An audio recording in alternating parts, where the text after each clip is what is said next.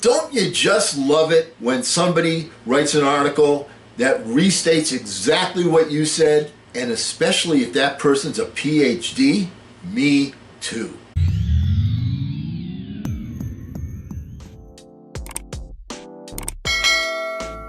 Hello again, everyone. I'm Eli's dad with Project Eli, where we educate, we lead, and we inspire.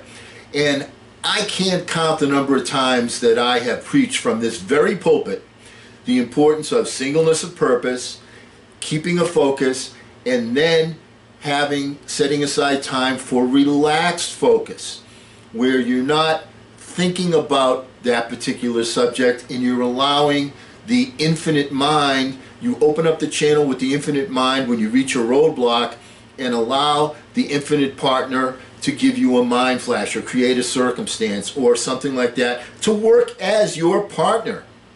And I just read an article by a gentleman named Eunice Henney, PhD, that says what I have been saying to you, and only it's a little bit more eloquent than the way I say it.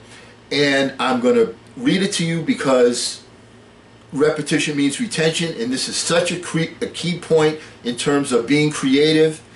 And if you want to accomplish things in life, being creative is certainly one of the objectives. So big shout out to Eunice Henney, PhD.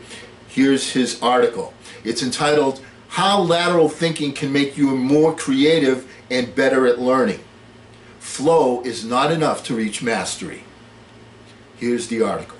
When a young Albert Einstein worked at the Berne Patent Office, an occupation for which he was overqualified, he'd often finish his daily work in a few hours. He would then spend his afternoon watching trains coming and leaving the station, letting his mind wander.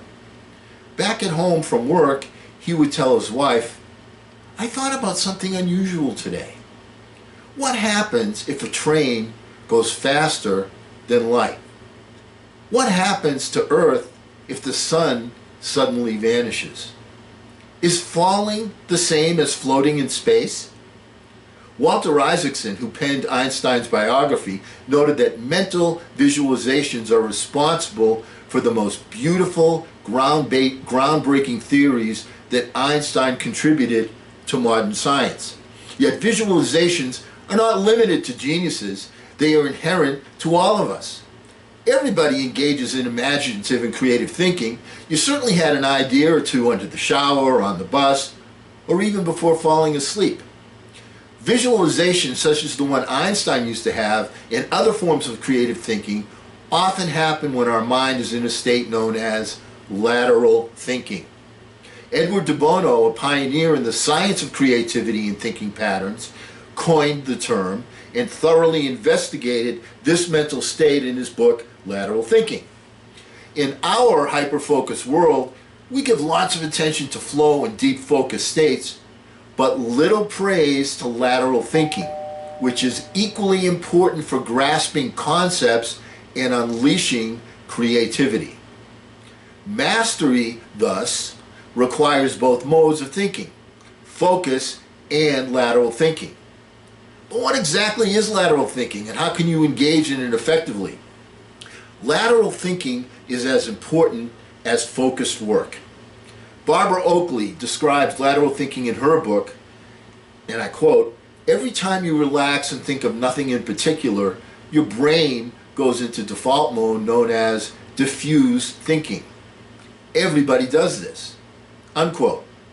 This diffuse or lateral thinking happens when you're not involved in any activity that commands your focus. It's a more relaxed state of engaging with thoughts. And while it's getting harder to have idle moments in our daily lives, neuroscientists are discovering brain activities that only happen when we're not engaged in any attention-grabbing tasks. Unlike focused thinking, which is associated with prefrontal cortex, neuroscientists have found that lateral thinking engages various parts of the brain. Neural connections are spread wildly during lateral thinking, favoring the big picture viewpoint and out-of-the-box ideas. This mental state is particularly crucial when learning new things. As she points out, quote, Figuring out a difficult problem or learning a new concept almost always requires periods when you aren't consciously working on the problem. When you turn your focused attention back to the problem, you consolidate new ideas and patterns that the diffuse, the lateral thinking mode, has delivered. As a result, unquote. As a result, efficient learning resembles efficient weightlifting. Periods of rest and recovery must follow intense workout sessions. Only then can growth happen. And the science is clear. To reach mastery and become better at problem solving, you must bounce back and forth between high focused work and more relaxed, diffuse moments of thinking. The key is to engage in activities that relax the prefrontal cortex and involve other parts of the brain. And while you can't command your lateral thinking to just take over, certain activities maximize your chances of getting more often into this state of mind. Ways to more effectively engage in lateral thinking? Quote, "A solitary walk is worth a week in the laboratory," unquote. That's from Alexander Williamson. Lateral thinking cannot happen if you're consciously focused on the thing you're trying to understand. The key is to do something else until your brain is free of any thought of the problem. But something else is not anything else. Attention-grabbing activities such as electronic screens or the newspaper still require your focus, and as a result, they're not suitable for stimulating lateral thinking. Studies show that one of the best ways to engage in lateral thinking is to go for a walk. Solitary walks spur creativity, as testified by various creative people throughout history. As we've already said, Alexander Williamson said, "A solitary walk is worth a week in the laboratory." All truly great thoughts are conceived while walking, wrote Friedrich Nietzsche. Charles Dickens was an avid practitioner of brisk walking. "It seems as if walking supplies something to my brain which it cannot bear when busy to lose." Sleep is probably the most effective and essential factor to get into lateral thinking. While asleep, your brain cements the learning you've made during your waking hours. You can even prime your mind to dream about specific problems and ideas. For example, if you go over a problem right before going to sleep, you can increase your chance of dreaming about it. Let me add something here. Make sure that when you do that, you're not focusing on the things you did wrong. Focus only on the end result, because if you send the message of things you did wrong, the infinite partner gets that message and focuses on that. Keep the focus straight. You want the end result that you want, not things that you failed at. Back to the article. Dreaming about what you're learning or working on can substantially enhance your ability to understand it. Thomas Edison and Salvador Dali took this practice even further. Both the inventor and the surrealist painter took short naps in the middle of their work days to unleash their creative power. Quote, "When faced with a difficult problem, Edison took a nap, but he did so while sitting in a lounge chair holding a ball bearing in his hand above a plate on the floor. As he relaxed, his thoughts moved toward free and open diffuse mode thinking. When Edison fell asleep, the ball bearing fell from his hands. The clatter woke him up so he could grasp the fragments of his fresh thoughts and create new ways." Unquote.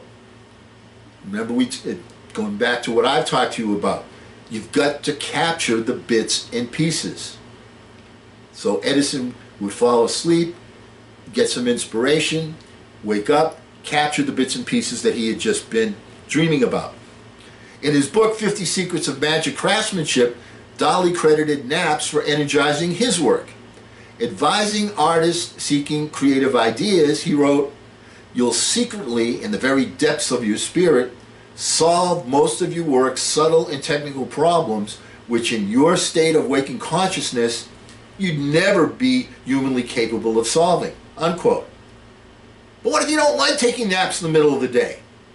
Well, according to brain scientists, closing your eyes even for a few heartbeats deactivate your attention and helps you reevaluate a situation with a fresh perspective. Such findings might explain why closing your eyes under the shower or meditating is not only super relaxing, but can also give you aha moments. Panoramic looking, such as gazing at the horizon or scanning your surroundings, is yet another way to engage in lateral thinking.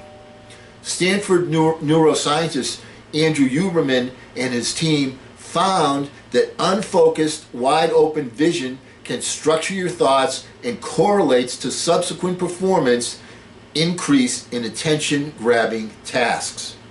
When you give your mind the chance to wander by taking a walk, gazing far away, or closing your eyes and relax, you're creating opportunities for your mind to strengthen its areas of high focus and high performance.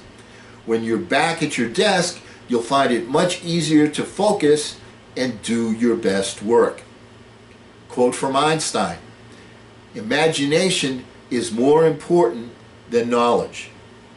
Withdrawing from narrow vision activities is crucial to ease your brain in lateral thinking, a diffuse mental state that promotes creativity and big picture analysis.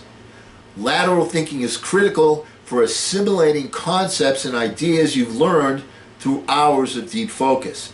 It also promotes broader neural connections that are critical to solving technical problems and getting aha moments.